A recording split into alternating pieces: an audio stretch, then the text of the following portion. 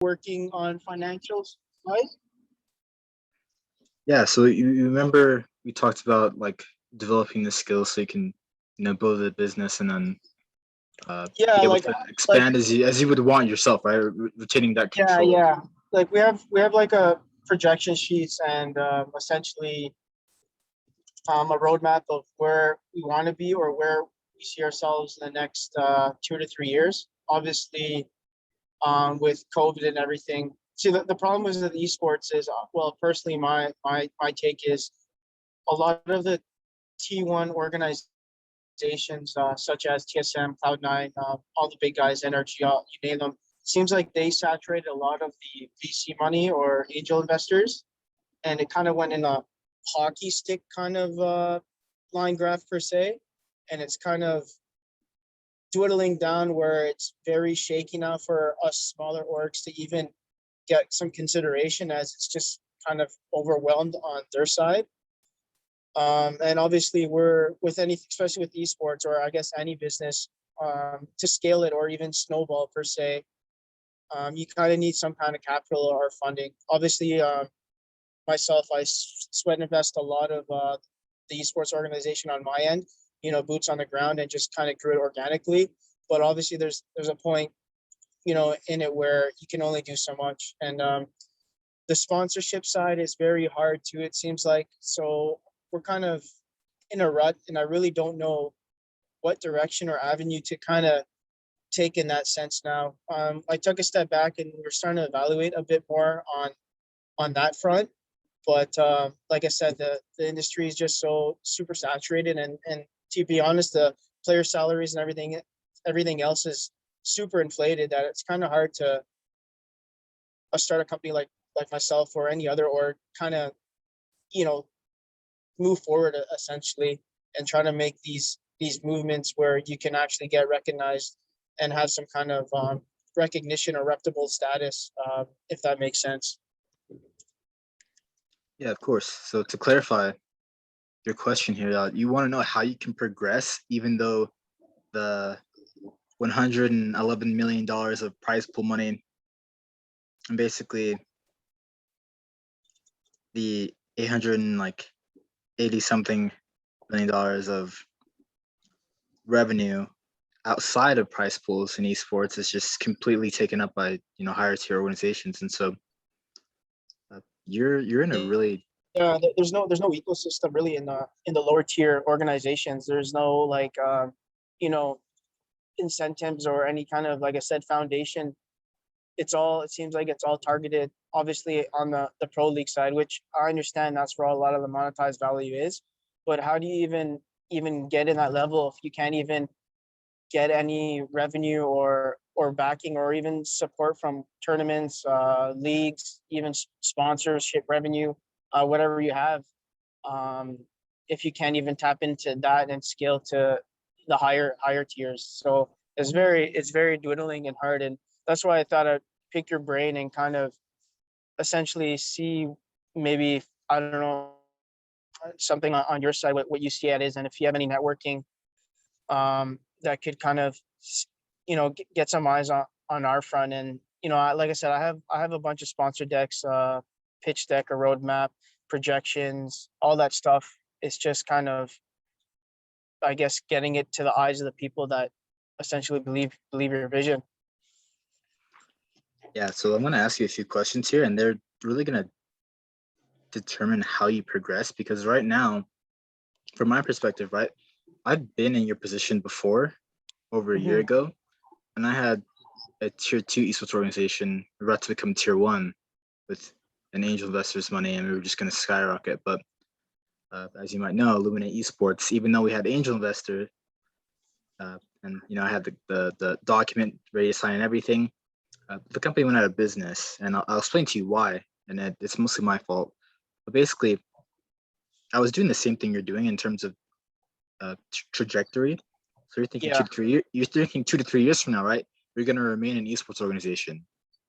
But That's a goal. Yeah, that's, I mean, try to the in it for the long run. Yeah. yeah, the problem with that is, do you see the way in my position, right?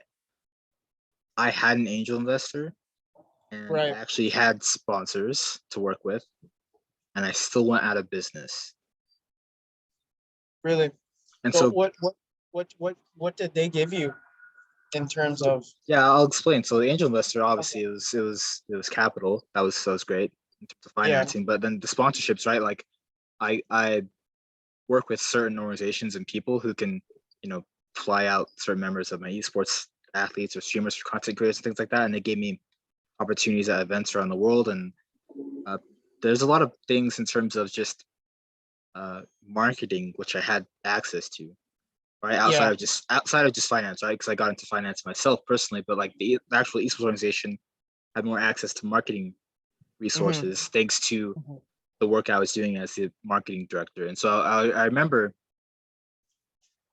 I was hired to secure sponsorships and angel investments, and I did that. Right, I was successful in that regard.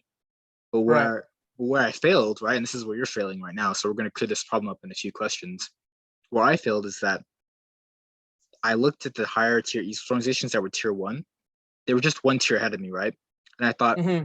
if I get everything they get, right, I'll still be able to like run the organization and like grow and scale. But that's actually not true, because if you look at the business model of esports organizations and teams per se, it's an anti-business, which means you will put a whole bunch of resources into these organizations and teams, but you will never get those capital returns out ever.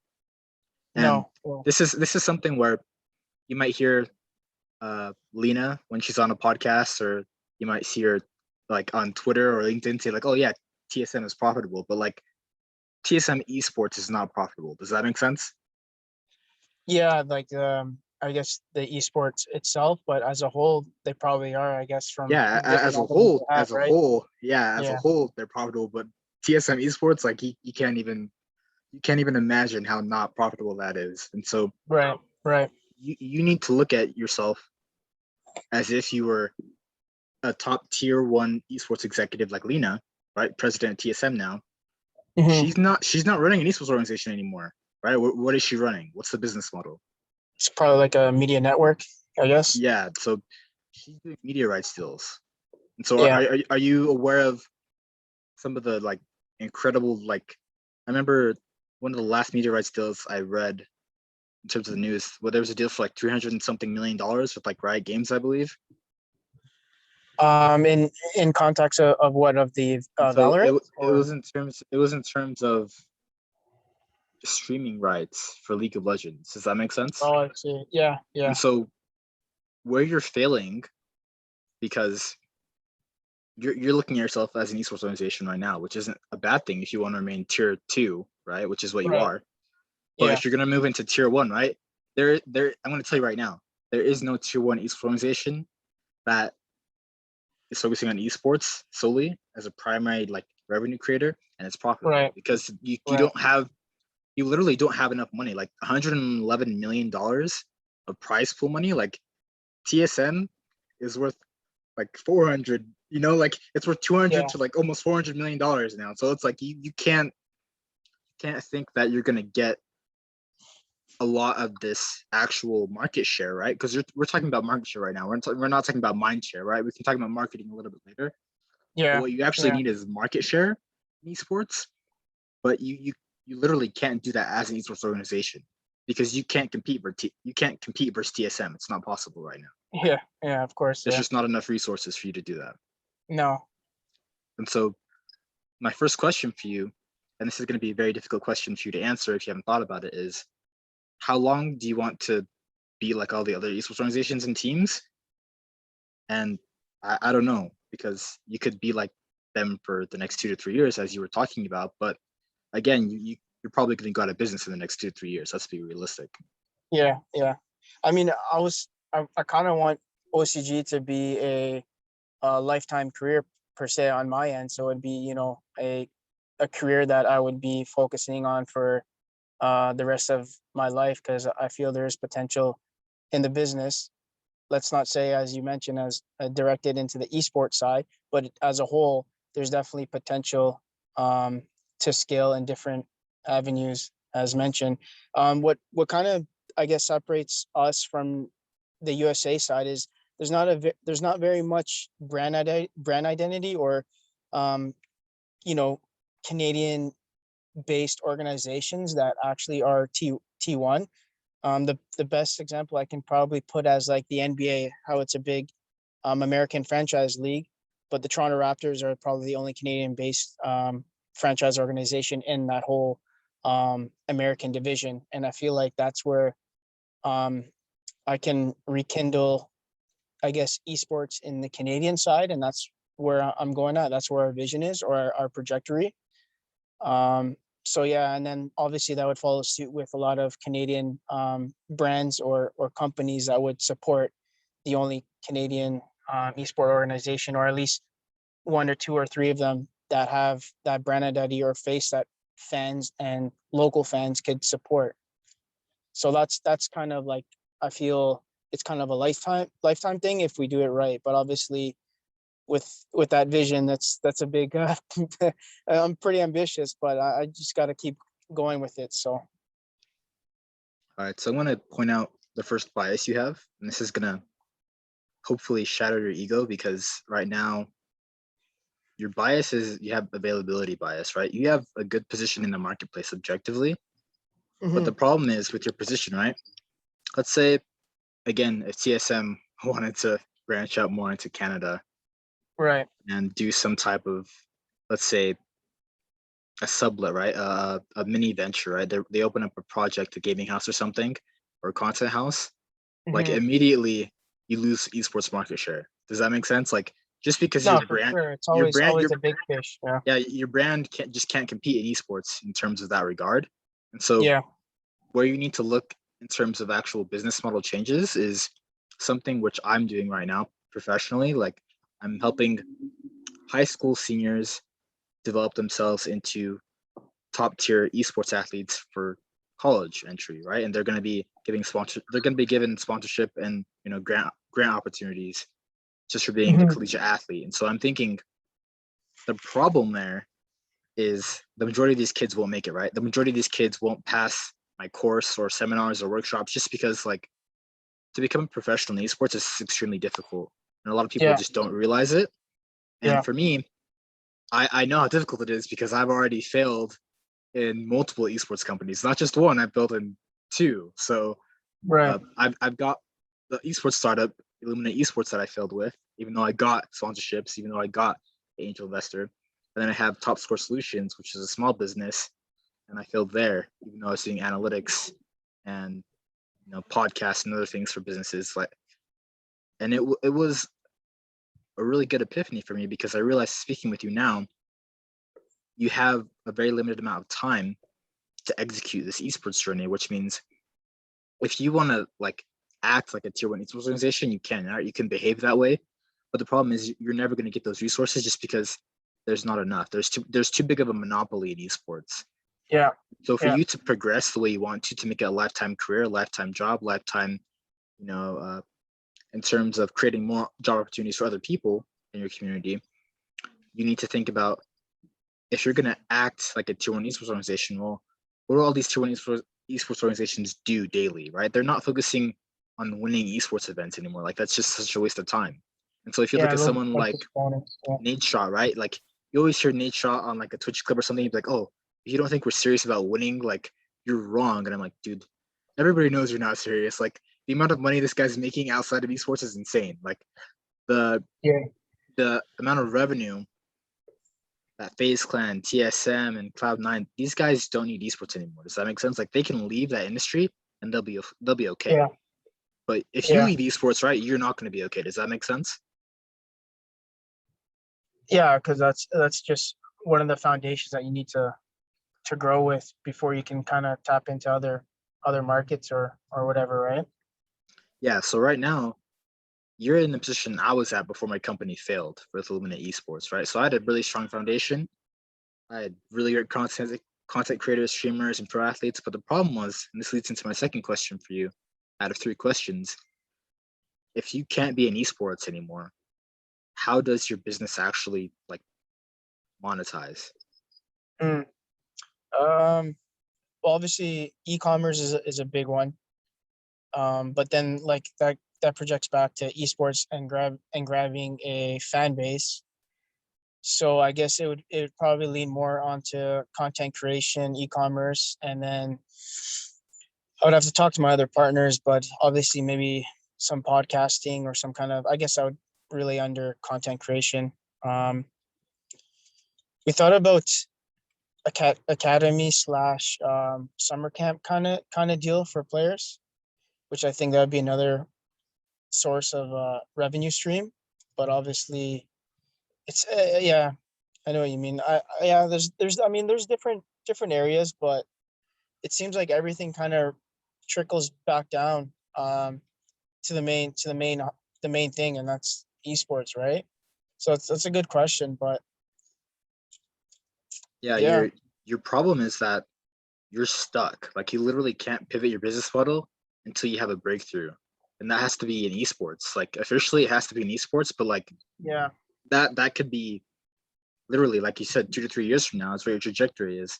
That could be two to yeah, three years from now where you have a breakthrough. yeah, So if you want to get a breakthrough today, and I'm telling you to think critically about this, just pivot your business model now and be like, well, if I never get another sponsorship for esports, if I never get another angel investor or VC opportunity in esports, like how do I monetize? How do I actually fund the company today without yeah, esports? Like yeah, you need to create that business model and then come back and talk to me about it, because you need to like decide how quickly you want to pivot your business, because eventually, right, the money in esports is going to be there, but right now it's not there. And yeah. unfortunately, it's not there because the monopolies are too great. And if you're going to create a monopoly in esports, just trust me, man. Before I even got the opportunity with an angel investor at Illuminate Esports, I was doing so much marketing work and I was thinking, yeah, dude, I'm killing it and I'm doing awesome. And then right when I actually got the deal, I was like, wow, it's going to be great. And then legitimately like a month and a half later, the business is closed. So What you was the organization, and what did you invest that actually failed? yeah, so you have to look at Illuminate Esports first as a esports organization, but we also did a lot of content. And so we have people who are Right. YouTubers. We have Yeah. YouTubers who are like 25,000 subs, 100,000 subs, and so they were doing well on their own. But the Hmm. problem is you have to think about when you actually get to the part of investment, the investors are going to literally look at one YouTuber with 100,000 subscribers and be like, this YouTuber is worth more than your entire esports organization because it's a tier 2 esports organization. So Yeah. it can't, like legally speaking, right? A tier 2 esports organization can't be worth more than a few 100,000 or a few million, because like once you pass the barrier of like 10, 20 million, then you're moving into tier 1 somewhere around there. Yeah. And Yeah. that's just like financially speaking. And so you have to think about legally for a tier 2 esports organization to take this investment money, which we almost did. Glad we didn't, because then I would still be in business and then we would have failed even stretched, and that would have been bad. But to take that deal with an angel investor and then to have 3 6 12 months of runway, hopefully 24 months of runway, right, without the angel investor, but that's not really realistic for a tier 2 org. And so Yeah. you have a Was this a very pre-seed that you guys were doing, or your first seed? well, this is pre-seed, right? We were going Okay. pre-seed, and then I was lining up the seed right after it, because I was like, well, we already have like the You're gonna team need, yeah. together and we already need how do you explain it, because esports is really weird, right? You need to build like backwards. You have like the teams and the content creators, but then you have to get like the core staff and like give them training, right? So you have to get like coaches and things like that to go to tier 1 level. And so Yeah. I tried to model like the way Devin Nash does business, because for him, when he was at CLG, he had 100-person company, and I'm just like, listen, dude, you have such a great business mind, but like few people can be a CEO of a 100-person company and like train these employees to do their Right. jobs. Right. And the problem is at Illuminate Esports, right? I'm not a 100-person company marketing executive. Yeah. Yeah. I'm like a 10 to 20-person company marketing executive, right? So like how do I expand the company? I literally don't have the skills, right? I can't make the judgments needed to make the business successful. Does that make sense? No, of course, yeah. It's not your forte, and that's like my thing too. Like my forte is talent acquisition and just esports in general. And then my other two partners have their own fortes. Sean's really good at website coding, social media, all the graphic designing and all that stuff. So we kind of have our own fortes. But when you're mentioning like, a 30 plus company, that's where it gets a bit extreme. And now you have to outsource money to hire other people. And I see where you're going Yeah, on so that side. Yeah. with Illumina Esports, I had like 5 to 10 staff just because like we had lost some assets and then people had left out of their contracts, and so I was like, okay, contracts are ended. I'm definitely not like a full marketing team, right? I'm one person, so like Yeah. I'm not gonna be able to scale that just because I don't have the judgment ability, right? I'm not good enough yet. So So what happens? Oh, sorry. yeah, and so I'll explain what happened. You need to think about in my judgment ability, right? Like a 5 to 10 person company was Illumina Esports, but then I had another position at Merkin Clan. That company was over 10 people. At one point, we had over 20 people, or almost, it was like 21 or 22 people at that company. And it's a small enterprise company. So you need to think that your current skill set, right? Even though I was able to do what I did at Illumina Esports and get all those opportunities, right? I needed to hire someone better than me to do my job. That's like the reality, because I couldn't get I couldn't get the great sponsorship deals, right? I could get the good sponsorship deals. Yeah. Yeah. And I couldn't get the great angel investors. I could only get the good angel investors. Right. Well, going back to like, there's a couple potential prospects where I find that if I invest in it, it'd probably do a breakthrough moment for us. So then, like, if that's like you're mentioning, if that's a breakthrough scenario where you think you can scale and then get those brand activations or sponsor talks, at least get soft talks in. Um, I guess that's essentially the route to take if you want to if I want to go and that keep I guess the company going. I mean, yeah, definitely. You have a very limited amount of time. And I would Yeah. say like just keep me updated like every other month or every 3 months, however often you want to, and just like let me know how you're changing your business model, because you're gonna have to get not only the sponsors, potential investors, we're also gonna have to get activations outside of gaming, right? You're gonna have to Yeah. get some like you're gonna have to get some, once you become a tier one organization, right? You're gonna have to get some company which might be a clothing brand and it's a huge brand, recognized worldwide. And they might be Right. your biggest sponsor. And so you might have to think about which brands do you have to work with when you become a tier one organization. And that's something where if you give me like a list of like your top 10 to 25 companies, you'd be like, okay, we need to figure out which companies we can work with and make that happen within the next, 6 to 12 months. Because again, this is esports, right? Things move very quickly. And this Yeah. breakthrough moment, just from my estimate, right? Just from hearing you speak, you need to get a higher quality team in terms of the judgments that you're going to be making, just because the business is going to be so much for you Yeah. to learn and grow Because from. I don't even do this full time. Like I have my own full time career, and I kind of do this on a side hustle because I'm just passionate about the industry, right? So that's where it's probably where I'm lacking too, where I can't really give my all, which I try to, but obviously I have other commitments and priorities as well, right? I got a mortgage and other things to pay, so um, yeah, it's there's a fine line, and you got to balance everything. It's tough, but I guess it is what it is, right? You either make it or break it. So Yeah. And so just to give you the last question, which is going to round this discussion off, Mhm. how quickly are you willing to like make these deals happen? Because a lot of people like they think that once you become tier one, like everything becomes easier, but no, like Yeah, I was at that point and my business literally like blew up. So right. you have a very limited amount of time to make a very small number of correct judgments, and then that's Right. going to set you up for like the next 2 to 3 years. But if you make even one error, right, if you make even one small mistake, right, that could just make Yeah. you Yeah. either lose all your progress, right, your business closes, or Yeah. you get backtracked for maybe the next 2 to 3 months because you have to figure out which deals you can go after again. Yeah. Yeah. I mean, we were doing really good pre-COVID, and then when COVID kind of hit, everything kind of down spiraled. You know, not that it's an excuse, but I think just in a whole, in a general business model, everything kind of down spiraled. So that's where we're kind of just picking ourselves back up and seeing where we can go, I guess.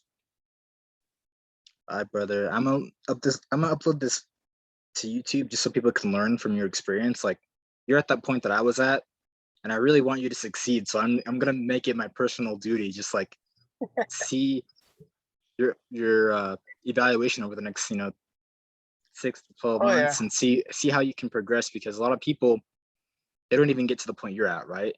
They don't even Of have the course. opportunity to become a tier 1 organization. So you're Yeah. very lucky, but also, like, I would highly consider for you just like hire someone as like your consultant. Like, if you can get Devin Nash on the phone for an hour, like, do that. Right. Just Yeah. I because, mean, like, that's where I think. Yeah. yeah, just because, like, you officially, right? You and me, we both don't have tier 1 organization potential, but Right. we can learn that, right? I mean, you can learn really quickly in esports just because you can get the training from other people, and they'll be willing Right. to give you their time. But again, like for me, right, I didn't have anybody to really train me. There was no Yeah. Devin Nash Yeah. for me, like, and I got into mentoring just because, like, I wanted to teach other people. But then at the Hmm. same time, it's like I'm not mentoring a lot of tier 1 organizations. I've only mentored maybe one. And so, Right. like, you need to think really carefully about who you want to learn from. And then, yeah, we'll talk about it later, man. Yeah. Absolutely. Yeah. And like I said, this is a good chat. I'm a firm believer just kind of picking at people's brains and networking and seeing, other people's perspective on the business, and see, um, if any knowledge or feedback I can take to help myself and the org. That's what's really about. So, but yeah, thanks, Adam. I appreciate it, man. You're welcome, man. I'll speak to you soon. Take care. Yeah, likewise. I'm gonna see if I can get one of your seminars. The problem is it's during the week, and like I said, I do work during the week, so it's kind of hard to tap in there. But hopefully, there's one where I can go in there and hear you out. So Oh, yeah, man. I'll definitely invite you in the future.